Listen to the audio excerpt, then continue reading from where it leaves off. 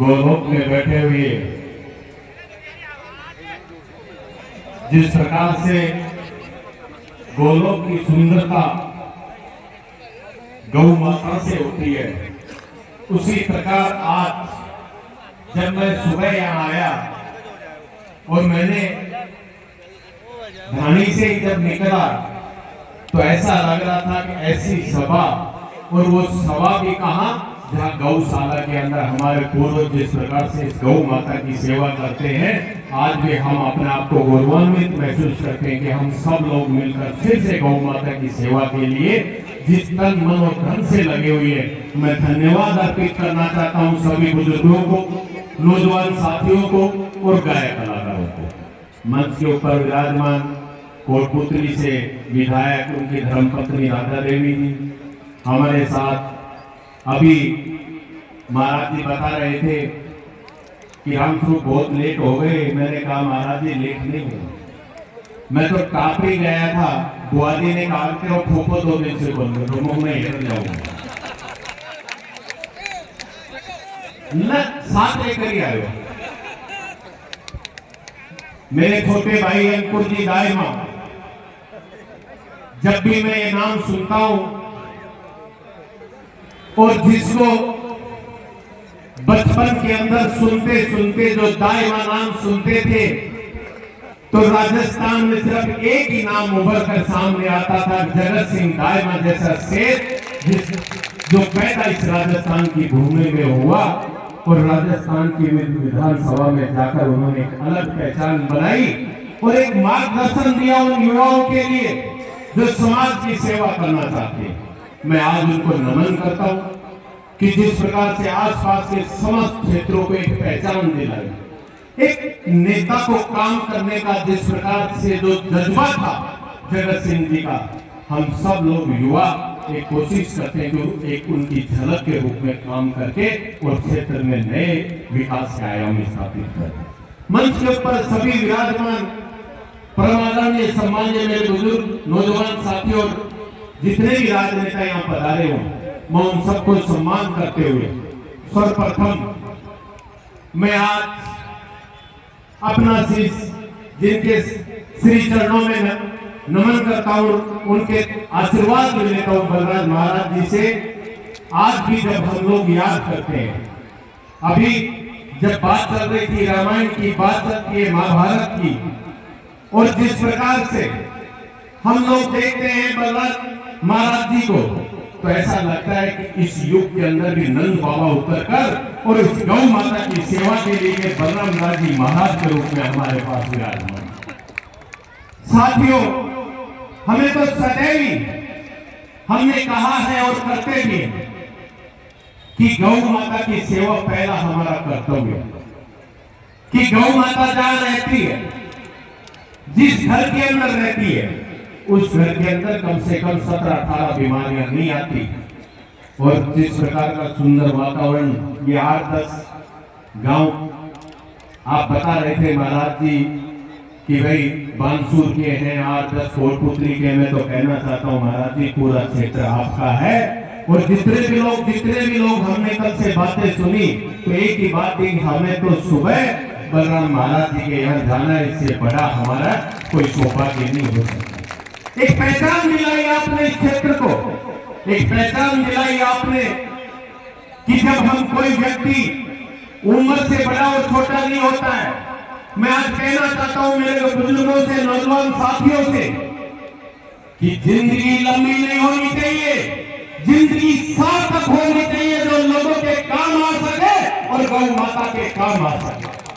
और आपने सार्थक करके दिखाया महाराज जी, इस उम्र में आपने जिस प्रकार से ये लोग एक मन में जरूर पीड़ा है कि जिस मां की हम आराधना करते हैं, पूजा करते हैं, आज हम गौशाला खोलते हैं, उसके लिए 3-4 साल तक जब संचालित होती है, तब राज्य सरकार द्वारा उसको बजट मिलता है। और प्रत्येक एक सरकार की योजना, एक नंद जो हमारे ये जो बैल है, जो हमारे अंकित है इनके लिए एक नंदीशाला खोली जाए तो तुरंत प्रभाव से उनको सरकार की तरफ भी आर्थिक सहायता मिलती है, ताकि प्रत्येक ग्राम पंचायत अगर खोल दी जाए तो मैं समझता हूँ किसी शहर में किसी खेत के अंदर किसी प्रकार का नुकसान नहीं होगा। इसके लिए जो भी जनप्रतिनिधि है वो पहल करे और हम सब लोग आज आए तो यहाँ तो कुछ महाराज जी को तो दे नहीं सकते, इनसे तो सिर्फ ले सकते हैं, इनके सामने झोली फैला सकते हैं, इनके सामने हाथ फैला सकते हैं और ये प्रार्थना करते हैं नंदीशाला का निर्माण करवाए। आप दोनों विधायकों से मिलकर 5 बीघा जमीन आवंटित करवाए, ताकि हमारे जो किसान भाई ये बैठे हुए हैं जो रात को खेत में इसीलिए जाते हैं गऊ नहीं आ जाए और हमारे किसी प्रकार का नुकसान नहीं हो जाए।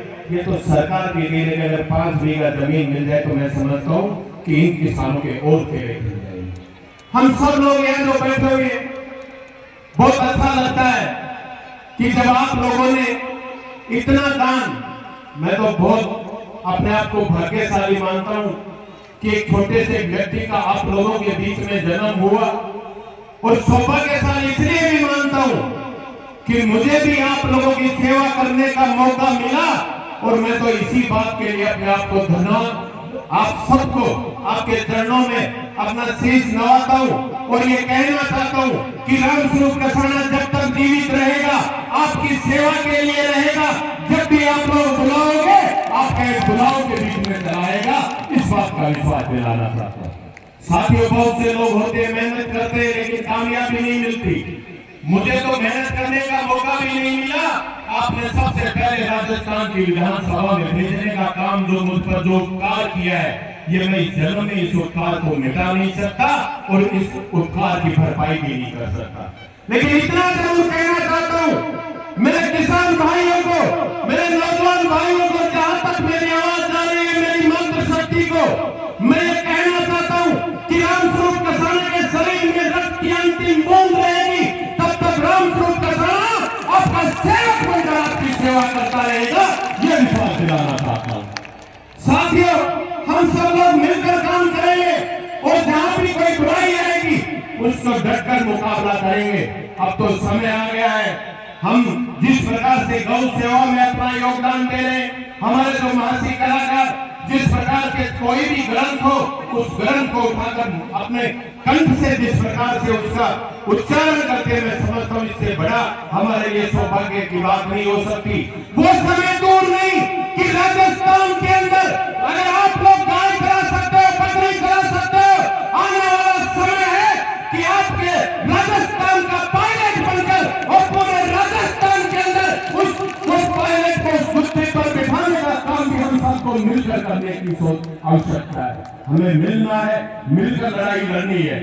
आज आप सब लोगों ने जो प्यार देखा, जिस प्रकार का जो हम सब ने जो सपना देखा है, वो सपना जल्दी पूरा होगा, क्योंकि हम सदैव लोगों की सेवा करने को ही अपना धर्म मानते हैं। हम चाहते हैं कि जब भी कोई अतिथि हमारे घर आता है तो हम उसको भगवान की तरह पूजते हैं। हमने कभी किसी की पीठ में छुरे घोंपने का काम नहीं किया। अगर किसी व्यक्ति ने हमें ललकारा है तो हमने उसका सामना किया है और गद्दारी हमारे खून में नहीं है। आने वाला समय आपका होगा और इस समय का सदुपयोग करना होगा। और सदुपयोग कैसे करोगे? सदुपयोग करना है कि अपने बच्चों को और अपनी बच्चियों को पढ़ाओ लिखाओ और उनको सबसे पहले कहो कि जिस प्रकार से पहले हमारे बुजुर्ग, हमारी माताएं घर में रोटी बनाती थी तो पहली रोटी गौ माता को और दूसरी रोटी कुत्ते को डालती थी। वो क्यों डालती थी, क्यों बनाती थी, उसका एक रीजन है और आप लोगों के बीच में मैं कहना चाहता हूँ। जब पहली रोटी हम गौ माता के लिए बनाते थे, दूसरी रोटी हम कुत्ते को डालते थे, उसका एक अपना अलग ही वो था कि जो उन अच्छी शक्तियां हैं वो उनके बच्चों के चारों तरफ आवरण बनकर उनकी रक्षा करती थी। आज मैं तो कहना चाहता हूँ, मेरी मातृ शक्ति तो यहाँ बैठी हुई है, आज आपको कसम लेकर जानी है कि कैसा भी काम हो, कैसा भी नहीं हो, लेकिन सबसे पहले जब रोटी बने तो गौ माता की रोटी बने और गौशाला तक पहुंचनी चाहिए। ये मेरी मातृ शक्ति से मैं निवेदन करना चाहता हूँ। अब मैं तो कहना चाहता हूँ मेरे नौजवान साथियों को कि आजकल हमारे नौजवान करते तो प्रणाम ही है, लेकिन प्रणाम भी करते तो गोडों तक हाथ लगाते हैं, इसका कोई फायदा नहीं मिलेगा।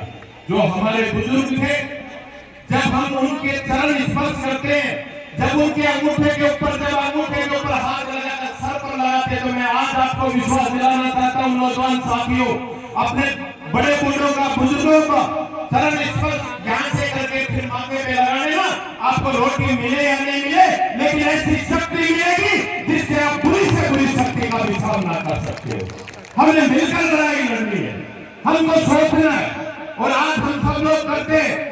जब भी कोई बात आती है, तो जब मैं मंच पर खड़ा हुआ तो मैंने भी अरदास की, तो बलराम महाराज जी से की। हमारा भी कर्तव्य बनता है कि मैं भी पटेल साहब से निवेदन करूंगा कि कोटपुतली के अंदर कहीं 5 बीघा जमीन हो नंदी शाला के लिए, तो इनके नाम से वो करवाए, ताकि हम सबका भला हो सके। अगर मानसूर के लोग बैठे हुए हैं, तो उनसे भी निवेदन है कि आप भी जो देवी सिंह जी उनसे मिलकर ये निवेदन करें कि 5 बीघा जमीन इनको दिलाई जाए। एक बात और कहना चाहता हूँ, जनप्रतिनिधि बनाता कौन है? आप लोग जो यहाँ बैठे हुए।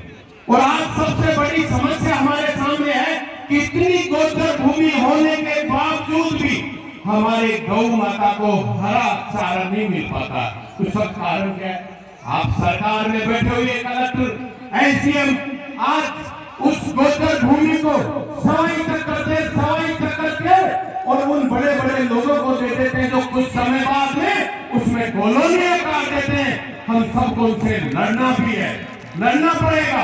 और लड़ने के लिए सदैव, आज जब देश की आजादी की बात हो, चाहे हमारे कभी भी जब भी लड़ाई लड़ी है, तो इस किसान के बेटों ने लड़ी है, किसान परिवार के नौजवानों ने लड़ाई लड़ी है, और आज भी आपको आवश्यकता है। साथियों, हम लोग बैठे इतने बहामासा हमारे बीच में आए, मुझे तो गर्व अपने आप में होता है। जब भी मैं किसी स्टेज में जाता हूँ और जब भी मुझे कोई मंच मिलता है, तो अपने आप को सौभाग्यशाली मानता हूँ। लेकिन एक बात जरूर कहना चाहता हूँ, कई लोग कहते हैं किसान क्या करते हैं। मैंने कहा कि किसान के घर जब बच्चा पैदा होता है और उस बच्चे को सभी लोग कहते हैं तो किसान का बेटा है, हट्टा कट्टा होगा। मैं आज आपके माध्यम से बताना चाहता हूँ, जब किसान के घर में बच्चा पैदा होता है, तो पूछना तो मेरी मातृशक्ति बैठी हुई है, पूछना तो ये मेरे बुजुर्ग यहाँ बैठे हुए, ये किस प्रकार से उसका लालन पालन पोषण करते हैं।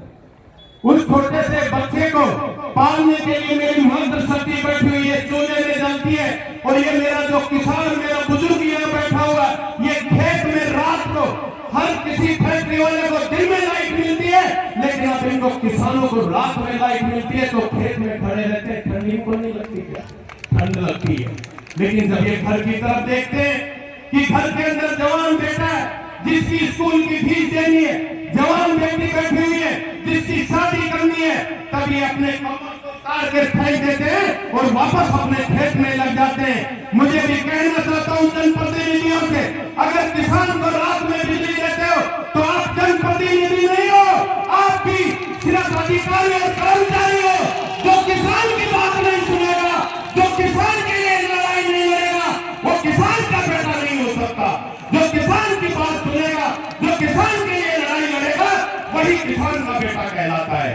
आप सबने जो मुझे मौका दिया, मैं तो पुनः आप सबको प्रणाम करते हुए, या मंच पर जितने भी लोग हैं, अगर मेरे मुख से कोई बात ऐसी निकली है तो क्षमा प्रार्थी हूँ। पुनः आप लोगों से निवेदन करता हूँ कि हम सबको मिलकर लड़ाई लड़नी है। और जब भी गौशाला में कोई संकट आए, तो मैं तो इतना कहना चाहता हूँ, जो मेरे से होगा मैं भी करूंगा, चाहे मुझे गांव-गांव में जाना पड़े। आपके इस गौशाला के लिए प्रत्येक गांव-गांव में जाकर ध्वनि फैलाएंगे, लेकिन इस गौशाला के लिए कभी इस गौशाला के द्वार बंद मत होने देना। साथियों, इस सुरंग को कभी बंद मत करना।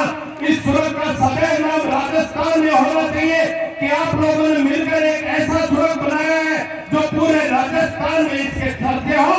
यही निवेदन लेकर आपके पास आया था, और यही आशा करता हूँ आप सबने तो मुझे प्यार और सम्मान दिया। बहुत बहुत दिल की गहराइयों के साथ बहुत बहुत धन्यवाद।